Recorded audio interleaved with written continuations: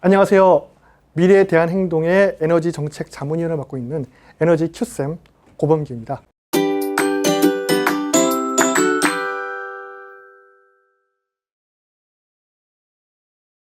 오늘 제가 다룰 주제는 100% 재생에너지는 가능한가에 대해서 한번 이야기를 해볼까 합니다. 여러분들 2040년도 혹은 2030년도까지 탈원전 및 100% 재생에너지를 주장하고 있는 정당이나 혹은 환경단체들이 있거든요. 사실 제가 정의당 당원인데요. 우리 당에서도 지금 이야기하고 있는 게 2040년도 이거는 총선 때 공약이었고요. 2030년도까지 재생에너지를 통한 전력 비중을 40%로 확대하겠다는 말도 안 되는 개소리를 우리 당이 지금 하고 있어서 지금 상당히 에너지 문제에 관심 있는 당원으로서 많이 창피합니다. 그 다음에 녹색당 같은 경우에도 2050년도까지 여기도 지금 총선 때 공약이라서 지금 지난 총선 때 공약을 이번 총선 때 공약은 2050년도까지 재생에너지를 100%로 끌어올리겠다라는 공약을 내놓고 있어요. 이거 사실 말도 안 되는 헛소리입니다. 왜 말도 안 되는 헛소리인지에 대해서 지금부터 찬찬히 찝어드리겠습니다. 자, 에너지 공급의 필수 요소들 한번 짚어볼게요. 여러분들 첫 번째, 일정한 양의 전기를 안정적으로 공급할 수 있어야 합니다. 당연한 얘기죠. 두 번째, 충분히 저렴한 가격에 공급이 되어야 돼요. 여러분들 비싼 전기세 내고 싶습니까? 예를 들어서 한 달에 전기요금 100만 원씩 내고 싶은가요? 그럴 분들 있을지도 모르겠는데 대부분의 평범한 서민들이라면 한 달에 100만 원 혹은 몇십만 원씩 전기요금을 내겠다는 분들 없을 거예요. 그 다음에 자원 채굴 및 운송, 발전 설비 건설, 운영, 정비, 폐기의 전 과정을 통틀어서 환경오염이 가능한 한 적어야 됩니다. 즉 환경에 대한 부담이 적은 에너지원을 써야 된다. 마지막으로 안전해야 된다. 에너지원을 쓰면서 안전해야 된다. 이게 바로 에너지 공급의 필수 요건입니다. 자, 그렇다면은 재생에너지는 안정적인가? 이 그림은 독일의 2015년도 1월 넷째 주의 전력 공급 곡선입니다. 여기서 맨 위에 있는 노란색이 태양광 발전이고요. 그 다음에 그 밑에 있는, 이 색깔 뭐라고 해야 될지 모르겠네. 이거 남색이라고 하나요? 하여튼 녹색이라고 해야 하나요? 국방색이라고 해야 될지 모르겠는데 이 부분이 바로 풍력이에요. 태양광과 풍력, 지금 거의 5일간 발전량이 거의 0에 가까웠었어요. 독일이 우리나라보다 국토 면적이 훨씬 넓거든요. 근데 이러한 곳에서도 바람도 안 불고 태양도 없는 날이 5일 내내 지속되는 날이 있었다 이겁니다. 우리나라도 마찬가지입니다. 어떤 때는 일주일 이상 바람도 없고 태양도 없는 날이 계속돼요. 이런 날도 전력 공급을 해줘야 되잖아요. 그러면은 태양광과 풍력 발전으로만 100% 전기를 공급할 수 있을까요? 없을까요? 그렇게 공급하려면 대체 어떠한 조건이 뒷받침되어야 될까요? 거기에 대해서 답을 내놔야 되죠. 지금 그에 대한 답도 안 내놓고 무조건 가재예요. 이 사람들이 지금 지정신이 아니에요. 자, 그러면 재생에너지는 경제적인 에너지원인가? 자, 지금 이거는 2017년도에 발전 단가입니다. 석탄이 78.5원, 지금은 좀 더 올려서 한 80 몇 원 정도 올랐습니다. 가스가 2017년도에 111.6원이었고요. 그 다음에 2018년도는 121원 정도로 올라갔어요. 더 올라갔다고요, 가스가. 그 다음에 원자력은 61원 정도였었습니다. 그 다음에 풍력과 태양광이 각각 185원과 178원 정도였었는데 그 다음 해에는 174원 정도로 내려가 있고 그 다음에 또 작년에는 조금 더 내려가 있긴 한데 지금 그렇게 발전 단가가 내려가면서 우리 잘 수익을 거두고 있다라고 얘기하지 않고 죽는다라고 지금 얘기하고 있어요. 태양광 발전 사업자들이 다 죽는다라고 얘기하고 있고 지금 현 정부에 대해서 지금 안티가 되어가고 있습니다. 태양광 발전 사업자분들이.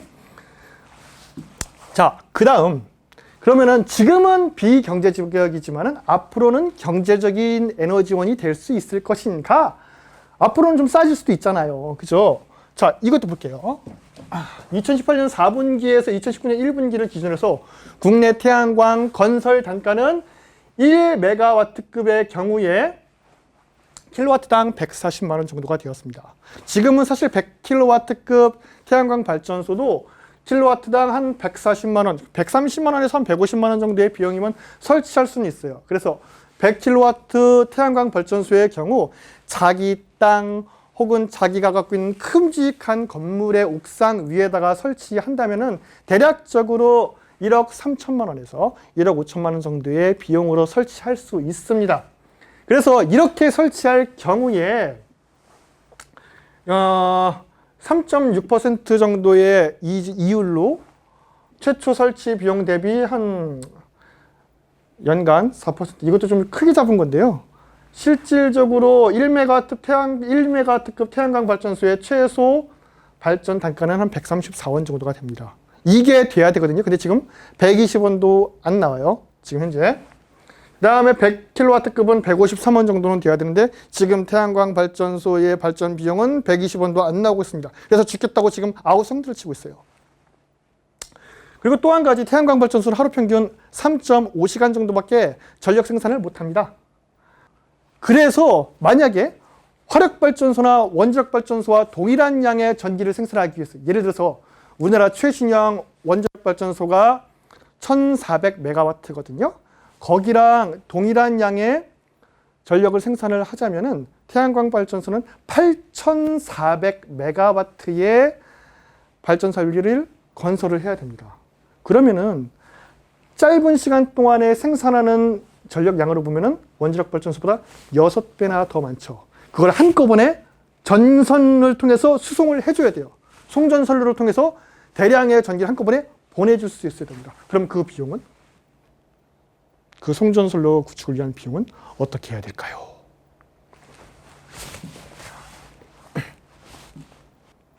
자, 그래서 우리보다 앞서서 재생에너지 비율을 크게 늘리는 국가가 있죠. 독일입니다. 독일과 우리나라의 전력 단가 비교를 해보겠습니다. 여기서 독일은 여기 있어요. 지금 전기 요금이 지금 이만큼 올라가 있습니다. 우리나라가 어디 있습니까? 여기쯤 있습니다. 자, 우리와 여기를 비교를 해봤을 적에 2017년도 기준으로 했을 때 독일의 변동성 재생에너지는 여기서 풍력과 태양광 말이에요. 변동성이 적은 재생에너지도 있습니다. 그건 수력발전. 그래서 적은 변동성 재생에너지만 따졌을 때 22.4% 정도였어요. 2017년도에. 지금은 더 올랐습니다.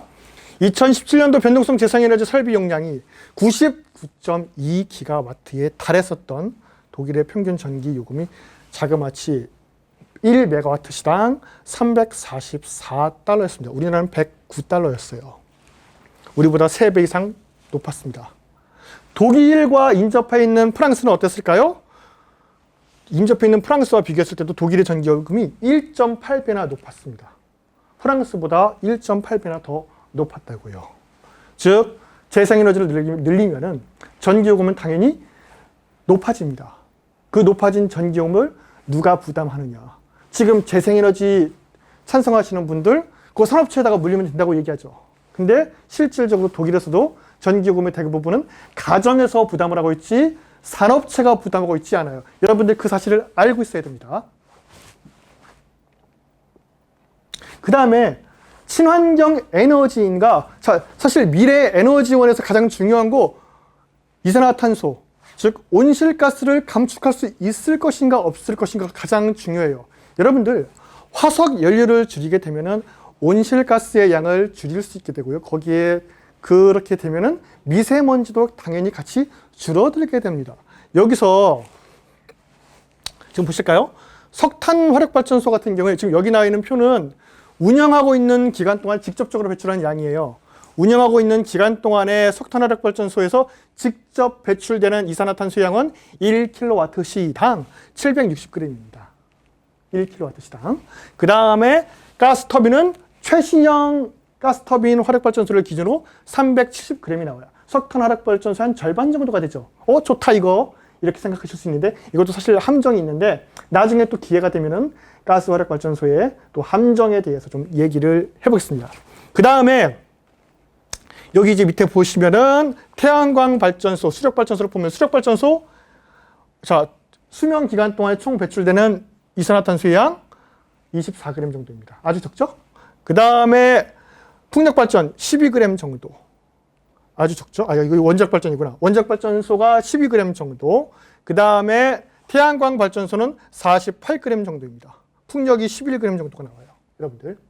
그래서 온실가스 배출량만 놓고 보면은 상당히 태양광 발전이든 혹은 풍력 발전이든 혹은 수력 발전, 원자력 발전 전부 다 온실가스 감축 효과는 충분히 있다라고 얘기할 수 있습니다. 근데 여기서도 지금까지 온실가스 감축 기능이 확실하게 검증된 거는 아직은 수력 발전과 원자력 발전소 두 가지밖에 없습니다. 풍력 발전과 태양광 발전소는 조금 더 검증을 해봐야 돼요. 자, 그 이유는 이것도 사실 나중에 좀 더 추가로 얘기를 해야 될 것 같습니다. 자, 그러면 또 친환경 에너지인가 또 두 번째 이야기. 태양광 발전소는 토지 집약적 에너지원입니다. 그 말이 무슨 말이냐면은 태양광 발전소에서 전기를 생산하기 위해서는 아주 넓은 면적의 태양광 패널을 설치해야 된다는 이야기예요. 사실 1400메가와트급 원자력 발전소 한 기를 건설하기 위해서 필요한 부지의 면적은 0.35제곱킬로미터 정도가 되거든요. 이게. 근데 이것과 같은 양의 전기를 생산하기 위해서 태양광 발전소는 111제곱킬로미터의 면적의 태양광 패널을 빽빽하게 설치를 해야 됩니다. 111제곱킬로미터면은 우리나라 서울 여의도 면적의 거의 40배 정도 되는 거죠. 그렇게 넓은 면적의 태양광 모듈을 빽빽하게 설치를 해야 겨우 원전 한 기에서 생산되는 전기가 나와요. 이거 친환경 에너지 맞나요? 저는 별로 동의 못하겠습니다. 그 다음 100% 재생에너지가 가능하려면 에너지 저장 설비가 있어야 됩니다. 여기서 에너지 저장 설비의 대부분은 배터리죠. 8차 전력 수급 계획의 목표 생산량을 참고할 경우에 하루 평균 1715기가와트시 정도의 전력량을 생산하는데요. 이거를 배터리에 저장하기 위해서는 현재를 기준으로는 하루당 800조 원 정도의 비용이 필요합니다. 만약에 한 5일 정도 저장을 하기 위해서는 4천조 원이 되겠죠. 열흘 정도의 전기를 저장하기 위해서는 8천조 원 정도까지 올라가게 됩니다. 만약에 미래에 또 한 25만 원 정도로 킬로와트 시당 25만 원 정도로 떨어진다고 가정해도 하루당 429조 원 정도의 비용이 들어가요. 이미 5일 정도면은 2천조 원, 열흘이면은 4천조 원 이상의 배터리 가격이 들어가야 된다 이거죠. 그래서 에너지 밀도가 높은 현재로서는 에너지 밀도가 가장 높은 게 리튬 화학 2차 전지거든요. 이게 이론상의 한계까지 발전해서 상용화까지 된다고 해도 하루치 전력을 저장하기 위해서 필요한 배터리 무게는 343만 톤 정도가 됩니다. 만약에 일주일 정도 저장한다고 치면은 2,400만 톤 정도의 배터리가 있어야 돼요. 여름철 장마 기간에 전국적으로 흐리고 바람도 안 부는 경우 있을 수 있습니다. 이럴 경우 최소한 3일에서 최대 10일 이상의 전력을 저장 가능해야 돼요. 여기에 쓰일 배터리의 비용 얼마? 최대 8천조 원을 넘어갈 수도 있습니다. 그거 누가 부담을 해야 되나요? 그 다음에 태양광 설비의 필요량과 또 면적도 짚어봐야 되겠는데 8차 전력 수급 기본 계획을 참고할 경우에 태양광으로 100% 공급 가능하고 이것도 100%다 저장이 된다고 가정을 했을 때 필요한 설비 용량만 따져도 적어도 476기가와트. 이건 적어도입니다. 그 이상 필요할 수도 있어요. 그리고 최대 전력 수요를 이걸만으로 이미 5배를 초과해버려요, 여러분들. 그리고 이걸 설치하기 위해서 필요한 면적, 현재 기술로는 6,283제곱킬로미터입니다. 이렇게 숫자로 얘기하면 잘 얘기가 안 되죠. 서울보다 10배 이상 더 넓은 면적에다가 태양광 패널을 빽빽하게 깔아야 된다는 이야기입니다. 미래에 태양광 모듈의 광전환 효율이 이론상의 한계까지 도달한다고 가정할 때도 4,200제곱킬로미터 정도, 즉 서울 면적의 거의 7배 정도의 면적이 있어야 된다는 얘기예요. 자, 그래서 이러한 1기가와트당 1조 4천억 원 정도의 건설 비용을 가정했을 때 60년간 총 1,600조 원 정도의 건설 비용이 필요합니다. 매년마다 한 27조 원씩 부으면 되겠습니다. 여러분들 한전의 연 매출이 60조 원이거든요. 그 절반 정도를 태양광 발전소 건설 비용으로만 부으면 돼요. 그리고 또 배터리 비용으로 한 매년마다 200조 원에서 400조 원을 투자하면 됩니다. 참 쉽죠잉. 자, 그래서 또 폐기물도 나오게 되는데 그 처리 비용 60년 주기로 발생할 폐모듈의 양은 약 6천만 톤에서 7,800만 톤 정도가 됩니다. 폐모듈 처리 비용은 톤당 212만 9천 원 정도, 한 213만 원 정도거든요. 이게 60년간 폐기물 비용으로 따져보면은 약 127조 원에서 165조 원의 비용이 들어가게 되는 거예요. 127조 원에서 165조 원의 폐기물 처리 비용이 들어갑니다. 이 비용이 같은 양의 전력을 생산하는 사용 후 핵연료 처리 비용과 같습니다. 배터리 폐기물의 양은 일치 저장량을 기준으로 했을 때 2,400만 톤 정도가 되죠. 이 배터리 비용에 이미 현재 폐기물 처리 비용은 포함되어 있기는 합니다. 근데 태양광 모듈 처리 비용은 아직 포함이 안 되어 있어요. 그래서 이 비용 포함을 해줘야 됩니다. 근데 이거 포함될 때 과연 태양광 발전 사업자들이 과연 어떠한 반응을 보일지 그건 아주 불보듯 뻔하죠. 당연히 반발할 겁니다. 그 다음에 대규모 송배전망이 필요해요. 여러분들 앞서 이야기한 것처럼 전기를 생산하면은 그걸 필요로 하는 소비 지역까지 송전망을 통해서 공급을 해줘야 되죠. 대규모 발전 설비의 건설 시 송전선과 변압기 등의 대규모 송배전 설비도 추가로 건설을 해야 되는데 그 비용이 화력발전소나 원자력발전소보다 10배가 더 비싸게 먹혀요. 태양광이나 풍력과 같은 변동성 재생에너지는 100% 비율로 확대할 경우에 송배전망 구축 비용이 자그마치 10배 정도가 된다는 이야기입니다. 그 돈 누가 부담을 하겠습니까? 당연히 힘없고 가난한 서민들이 부담을 하게 되는 거죠. 그래서 결론, 태양광 발전은 전체 전력망의 안정성이라든가 경제성을 해치지 않는 범위에서 조심스럽게 신중하게 확대를 해나가야 돼요. 그리고 또 실제로 온실가스 배출량을 악화시키지 않는 범위 내에서 확대해야 됩니다. 여러분들 오히려 태양광 발전을 늘리는 게 온실가스의 배출량을 증가시킬 수도 있습니다. 왜? 태양광 발전소의 변동성을 보조할 방법이 현재로서는 가스화력 발전소밖에 없거든요. 근데 태양광 발전소의 변동성에 대응을 하자면 가스화력 발전소를 껐다 켰다 껐다 켰다 혹은 출력을 올렸다 낮췄다 해야 돼요. 즉 연비 나쁜 운전자, 아주 차량을 거칠게 모는 운전자처럼 발전소의 연비를 나쁘게 한다 이거죠. 그래서 이를 감안할 때 전체 전력 생산량에서 태양광 발전이나 혹은 풍력 발전과 같은 변동성 재생에너지의 비율은 10%에서 20% 정도 선을 유지하는 게 좋아요. 10% 정도까지는 가장 무난합니다. 20% 정도는 좀 여러 가지 문제가 있을 수 있는데 여기까지도 사실 우리가 버틸 수는 있어요. 그걸 넘어가면은 아무리 전기 생산해도 그냥 버려야 됩니다. 쓰지 못하고 그냥 버리게 돼요. 그래서 태양광 설비 용량을 따져봤을 때는 47.64기가와트에서 95.28기가와트 이 정도 범위에서 딱 안착시키는 게 가장 무난하다 이거죠. 현재는 이미 2018년도 기준으로 7.9기가와트를 건설을 했고요. 2018년도 기준으로 봤을 때는 적어도 한 6배 정도까지는 그래도 버틸만하다 이 얘기입니다. 6배 정도까지 늘릴 수 있어요. 근데 지금보다 태양광 발전소의 양을 6배 정도 늘려도 6배 정도 늘리더라도 전체 전력의 한 10%밖에 생산 못해요. 즉 무슨 말이냐?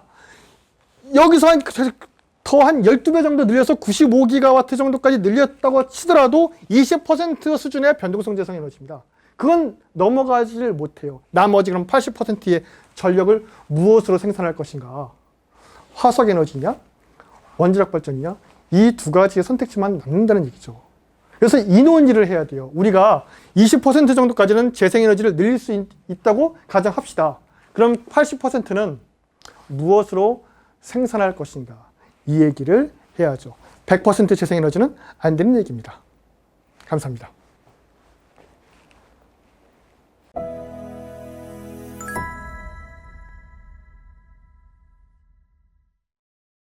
근데 애초에 어차피 2%도 말이 안 되는 거지 않습니까? 좀 말하는 게. 이것도 사실 말이 안 되는 거죠. 거의 무리예요, 무리. 네, 사실은 그것도 좀 짚어줘야 되는 것 같습니다. 할 수는 있는데 그러니까 그걸 할 수 있긴 한데 사실 하면 안 되는 거지 않습니까? 그 저쯤 되면은 어느 정도 시기가 지나면 이거 안 되는 길이구나 깨닫긴 할 거거든요. 대충 10%, 한 8%, 7%, 8% 정도 갈 때 사람들이 깨닫기 시작하긴 할 거예요. 왜냐면 돈 주소가 날라오니까. 예, 7%, 8% 정도 가면은 깨닫긴 할 거라서 결국에는 저는